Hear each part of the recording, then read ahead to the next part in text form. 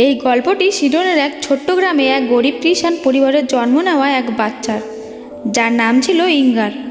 ইঙ্গারের জন্ম 23 মার্চ 1926 খ্রিস্টাব্দে। তাদের অবস্থা খুবই খারাপ ছিল। পিতা ছিল কৃষক, জমিতে সবজি চাষ করে পেট চালাতো, আর বাকি ঘরের খরচা চালানোর জন্য জঙ্গলে কাঠ কুড়িয়ে আনতো, যা বিক্রি করে তাদের সংসার চলত। একটু বড় হয়ে ইঙ্গার ওর বাবাকে সাহায্য করত। কিছুদিন পর জানতে পারলেন ইঙ্গারের ডিসলেক্সিয়া নামে এক রোগে আক্রান্ত, যার জন্য শব্দ পড়তে ও বুঝতে অসুবিধা হতো। এই রোগের জন্য তার বাবা চিন্তিত ছিল এবং দেরিতে ঘুম থেকে ওঠা ও পড়াশোনায় কমজোর থাকার জন্য বাবা বলেছিল, তুই জীবনে কিছুই করতে পারবি না। এমনকি ইঙ্গারের স্কুলের মাস্টারও একই কথা বলেছিল। ইঙ্গার খুব খারাপ লেগেছিল সেই কথায়। বাবারও মাস্টার এই কথা ভুল প্রমাণিত করার জন্য সে তাড়াতাড়ি ঘুম থেকে উঠত ও মনোযোগ দিয়ে পড়াশোনা করত। বাবার সাথে জঙ্গলে যেত, যেটা ছিল তার খেলার বয়স। বাবার সাথে জঙ্গল থেকে শার্কট নিয়ে আসতো, যা দিয়ে কলম বানিয়ে স্কুলের বাচ্চাদের বিক্রি করত।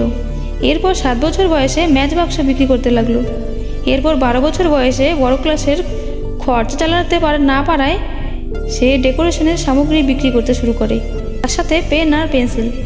পেনের ব্যবসা করতে করতে তার মাথায় আসবাবপত্রের ব্যবসা মাথায় আসে। ইঙ্গার খুব কম দামের আর ভালো মানের জিনিসের ব্যবসায় বিশ্বাসী ছিল।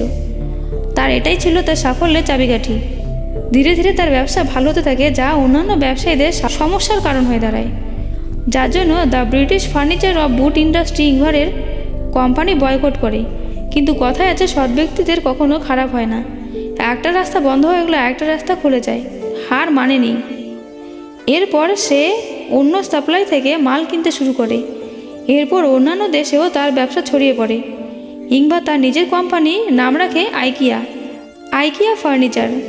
দেখতে দেখতে তার ফার্নিচার চাহিদা বেড়ে যায়। 1953 সালে প্রথম শোরুম খোলে। সবচেয়ে প্রথম ফোল্ডিং ফার্নিচার বানিয়েছিল। 2020 সালে ভারতের হায়দ্রাবাদ, মুম্বাই, গুরুগ্রামে তার ব্যবসা শুরু করে। এখনও পর্যন্ত 43টি আইকিয়া ফার্নিচারের স্টোর আছে। মোটিভেশনাল স্টোরিটি কেমন লেগেছে কমেন্টে জানাবে। আর এটা থেকে আমরা এটাই শিখতে পারি, সাধারণ থেকেও অনেক অসাধারণ হওয়ার স্বপ্ন দেখা যায়।